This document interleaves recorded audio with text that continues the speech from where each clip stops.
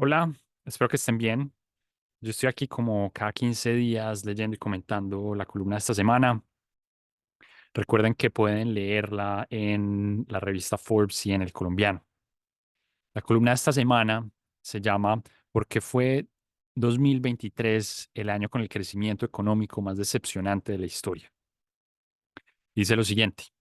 En Colombia existen cifras de crecimiento económico anual desde 1905. Las más confiables provienen del Greco, del Banco de la República, un valioso proyecto que lideró Miguel Urrutia hace un par de décadas, buscando mejorar nuestro entendimiento de la historia macroeconómica del país. Esas cifras hicieron visible la extraordinaria robustez de la economía colombiana. Desde 1905, Colombia solo tuvo crecimiento negativo en 1930 y 1931. En el 30, el crecimiento fue de menos 0,86%, en el 31, menos 1,6%. En 1999, donde el crecimiento fue de menos 4,2%, y en el 2020, cuando el crecimiento fue de menos 7,3%. Y los siguientes dos periodos de peor crecimiento económico fueron 1942 y 1943. En el 42 el crecimiento fue de 0,21%, en el 43 0,41%. Note que esto es positivo, aunque muy bajito. Y 1982, cuando el crecimiento fue solo 0,95%, ¿no? Entonces, lo que estoy diciendo aquí es, solo hubo tres momentos donde hubo crecimiento negativo: a comienzos de los 30, en 1999 y en el 2020. Y los siguientes dos cifras más malas fueron en el 42 y en el 43 y en el 82, donde aunque hubo crecimiento positivo, fue menor a un 1%. El resto de años, desde 1905, el crecimiento ha sido superior al 1%. Entonces continúo. Es fácil reconocer que todas las crisis económicas del país estuvieron asociadas a fuertes choques internacionales. En 1930 y 1931 el mundo estaba atravesando la mayor crisis de la historia del capitalismo, la Gran Depresión. En 1942 y 1943 se vivía la etapa más incierta de la Segunda Guerra Mundial. En 1982, Latinoamérica se encontraba sumida en el peor momento de la crisis de la deuda. Y en el 2020 nos vimos enfrentados a una pandemia que paralizó la economía mundial por meses. Me detendré un segundo en la crisis del 99, porque la opinión pública colombiana parece tener poca conciencia de su origen externo. Contrario a lo que muchos piensan, la crisis del 99 fue una más de las decenas de crisis que estallaron en el mundo en desarrollo desde el colapso de los mercados financieros asiáticos a mediados de 1997. Este colapso, que inició en Tailandia, en lo que se conoció como la crisis del Tongyang-kun, generó gran preocupación entre los inversionistas internacionales y contrajo rápidamente la oferta de crédito al este de Asia. Esto se tradujo prontamente en una contracción económica severa en la región. En 1998, Singapur, Corea del Sur, Tailandia, Indonesia y Malasia decrecieron más del 5%. O sea, el crecimiento fue negativo y fue superior al menos 5%. La preocupación por la estabilidad de las economías emergentes no se detuvo en el este de Asia.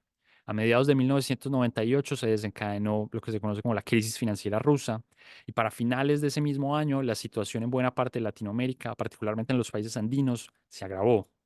Esto, sumado al deterioro en los términos de intercambio, que bien ilustraron los precios del petróleo cayendo por debajo de los $11 por barril, y a fragilidades locales específicas de cada economía, llevó a la contracción del 4,2% del PIB en Colombia, el 4,7% en Ecuador y el 6% en Venezuela.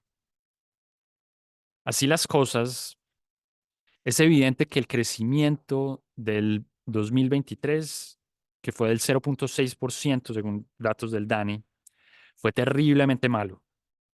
Lo fue en términos absolutos. Solo hubo cuatro momentos de peor desempeño económico en los últimos 120 años. Pero fue aún más malo en términos relativos, puesto que sucedió en un contexto internacional bastante favorable.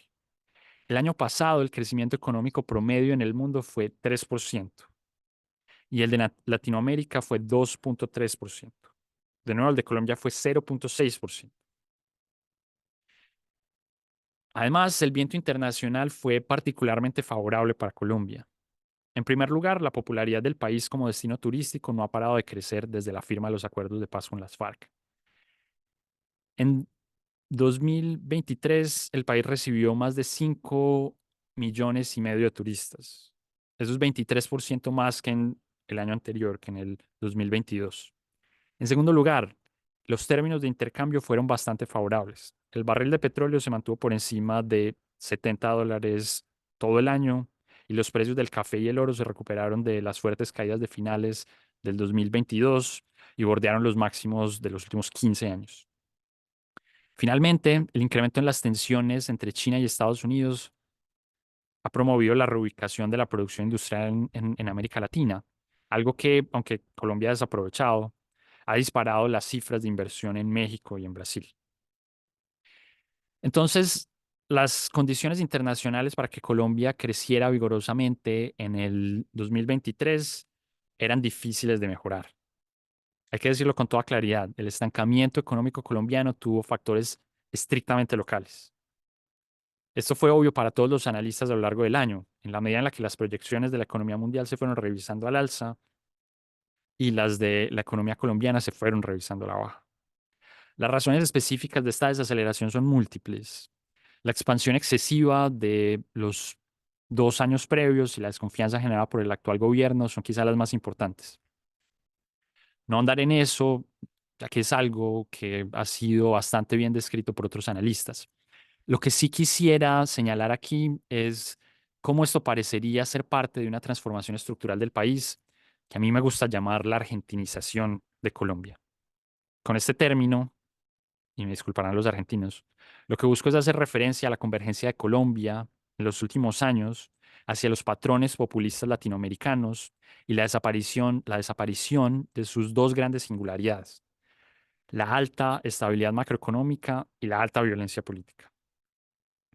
En la medida en la que la vía armada se ha ido cerrando para los proyectos extremistas y se ha ido abriendo las puertas del camino electoral, se han reducido los actos violentos con motivaciones políticas, pero la política económica se ha ido haciendo más volátil.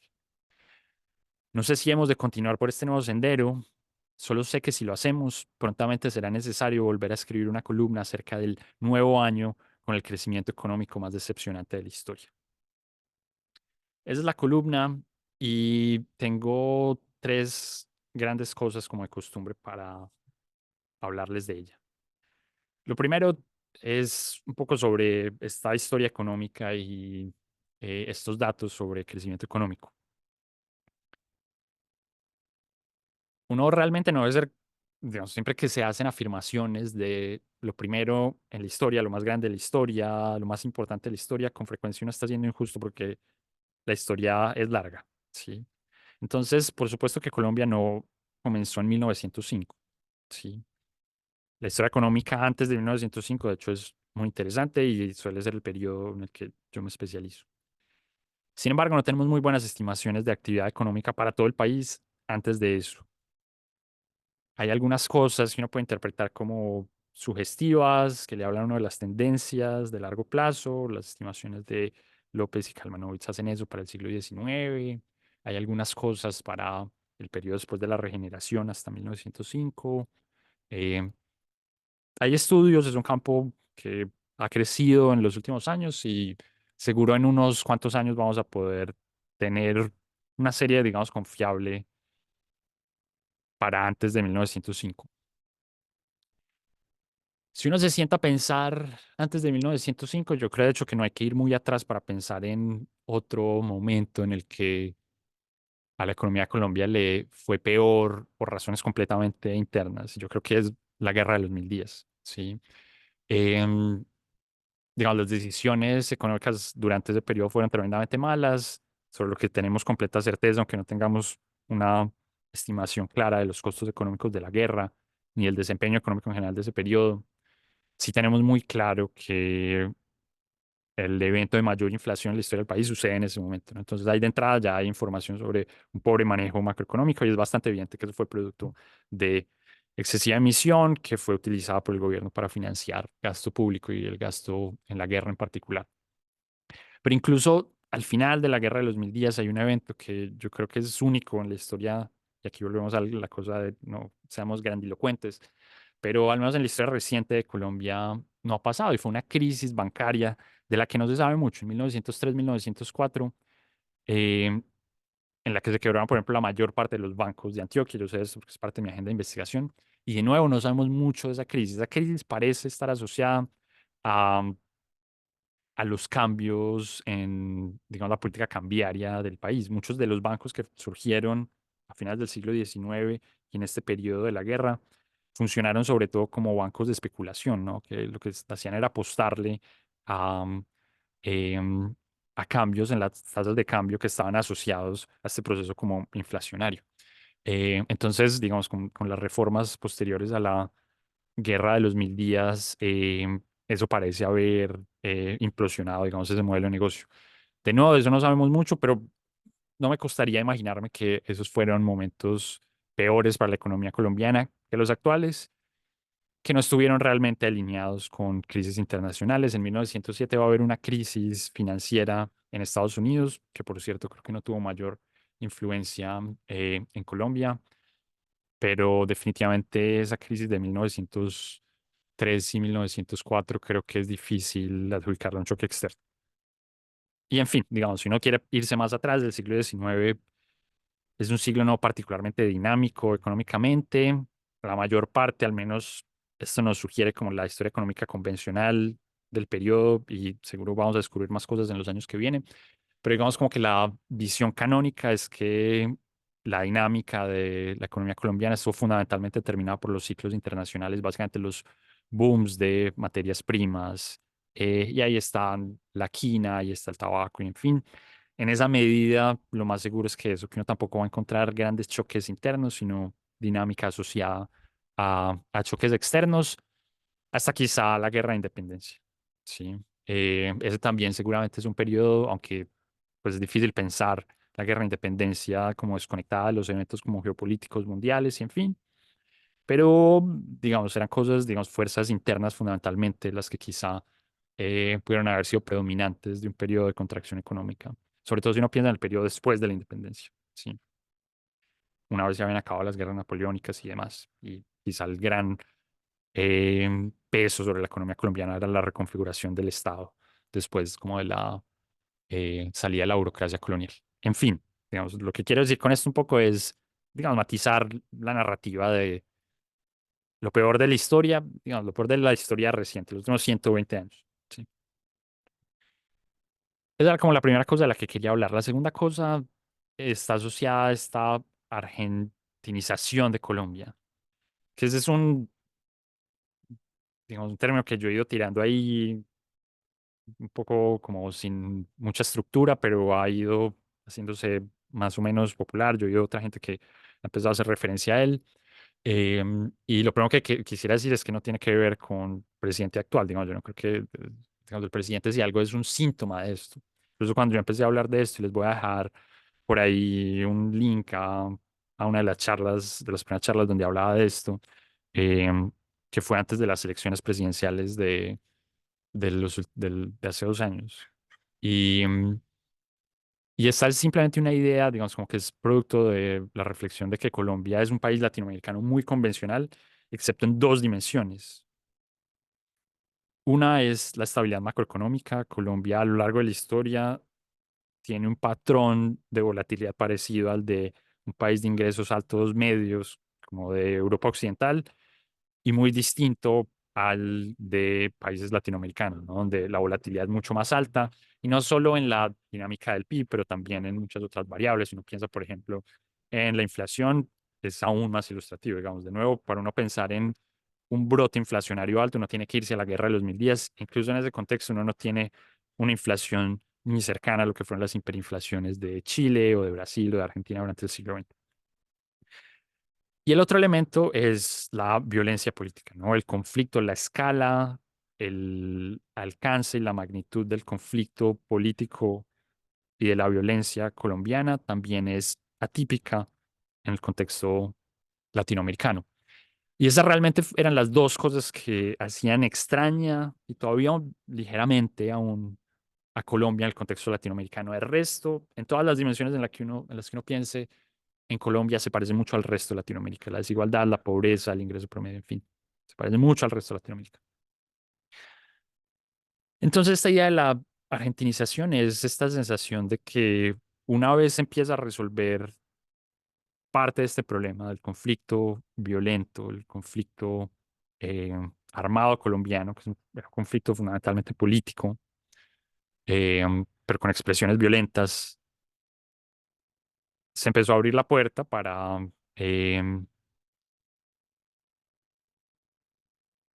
para ideas extremas que han sido canalizadas en el contexto democrático y parecen estar influenciando la política macroeconómica. Em, de nuevo, creo que si escuchan mis otras charlas, tendrán como la oportunidad de entender como más estructuralmente cómo pienso yo la situación. Pero lo que quisiera mencionar ahora aquí es cómo esa no es una sentencia inevitable. O sea, yo no quiero escribir eso como una condena del país, ¿no? Como que el país básicamente está condenado a ser violento y tener estabilidad macro o trágicamente a canjear eso por volatilidad. Definitivamente existen otros senderos, ¿no? Existe un sendero en el que esas ideas extremas se moderan, dejan de ser violentas, pero se canalizan a la democracia y digamos, los patrones de decisión como colectiva conjunta y no se traducen en políticas radicales que generen alta volatilidad. Y ese es el caso de muchas otras sociedades del mundo. Sí, o sea, el extremismo no es necesariamente un resultado natural. Sí. Sin embargo, no parece ser la dirección en la que nos estamos moviendo y hay razones para pensar por qué es natural que eso no esté pasando, ¿no? De nuevo, eso parece ser el patrón del resto de la región y yo lo que siempre pienso es que no se parece a la familia. Entonces yo encuentro pocas razones para pensar que Colombia va a seguir un sendero distinto al de la región, eh, si no hay como razones fundamentales que lo diferencien como antes lo hacía el conflicto armado. Sí. Pero en teoría existen otros senderos. Sí. Ojalá lográramos dirigirnos en esa dirección, ¿no? Dirigirnos como en ese estilo. Porque, y esta es la tercera cosa que quería mencionar, la reflexión sobre como el elemento normativo, sobre la moralidad de estos distintos equilibrios en los que nos estamos como balanceando,